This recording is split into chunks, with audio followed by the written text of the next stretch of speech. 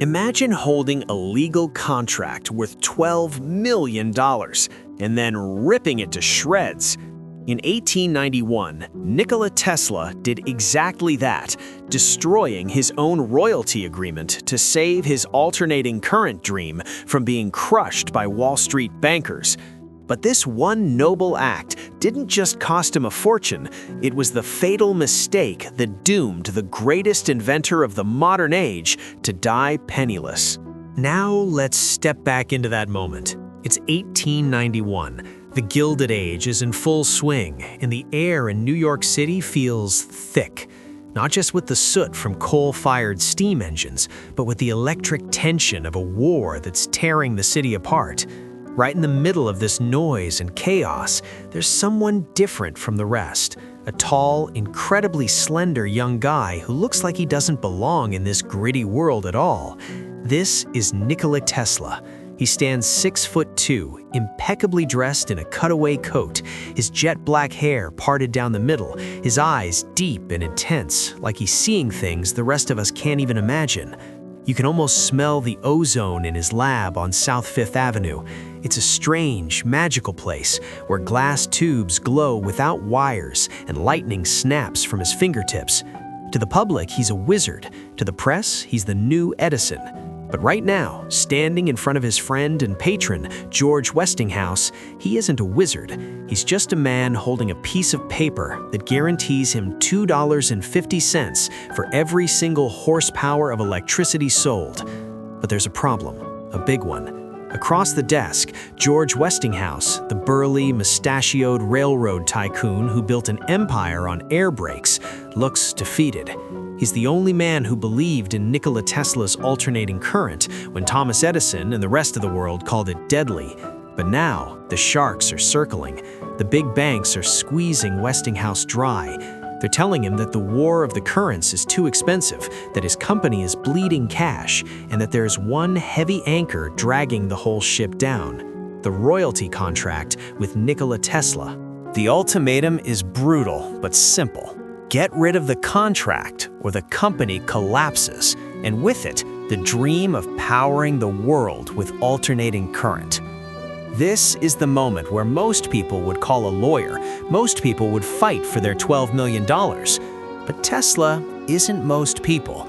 He looks at Westinghouse, the man who stood by him when no one else would, and he sees the fear in his friend's eyes. He realizes that if he keeps the money, he kills the dream. So without hesitation, he takes that piece of paper, that ticket to becoming the richest man in the world, and he tears it in half.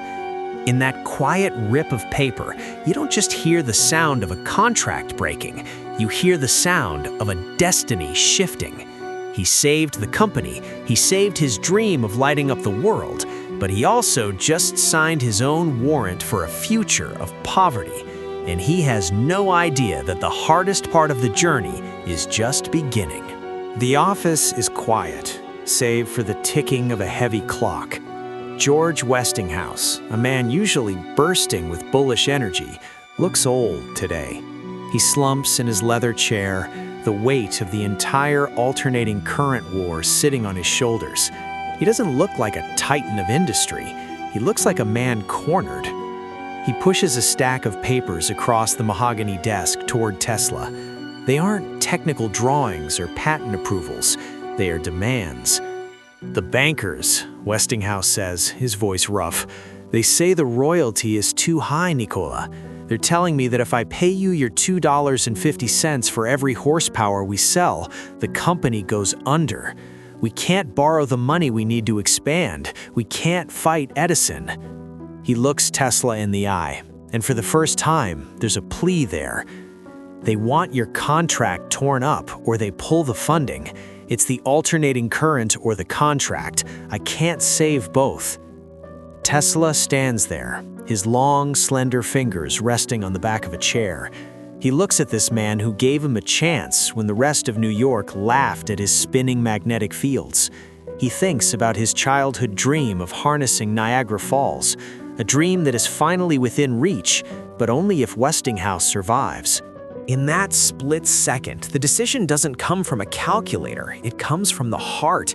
Tesla doesn't call a lawyer, he doesn't negotiate for a lower rate, he reaches out, picks up the contract, the document that legally entitled him to become the world's first billionaire, and holds it up. "Mr. Westinghouse," Tesla says softly, his Serbian accent thick but gentle, "you have been my friend. You believed in me when others did not. You saved my polyphase system." He takes a breath, the smell of stale cigar smoke and expensive leather filling his nose. Then, with a quick, decisive motion, he rips the heavy bond paper down the middle. Reap! The sound is shockingly loud in the silent office. He tears it again and again until the $12 million and the billions to come flutter down into the wastebasket like worthless confetti. "There," Tesla says, a faint smile playing on his lips. "Now you can save your company, and we can give the world its power." The relief in the room is instant, but the consequences burn like a slow fuse. At first, it feels like a victory. Westinghouse is saved, the money flows in from the bankers, and the great dynamos start humming. Together, they do the impossible. They light up the Chicago World's Fair, turning the night into a city of white fire, proving to every skeptic that alternating current is safe. They conquer Niagara Falls, sending massive surges of power all the way to Buffalo, realizing the very dream Tesla had as a boy. The world changes. Darkness is pushed back, but while the world gets brighter, Tesla's own future begins to dim. That contract was his safety net. It was the fuel for every future invention in his head. Without it, he is just an inventor with a hat in his hand.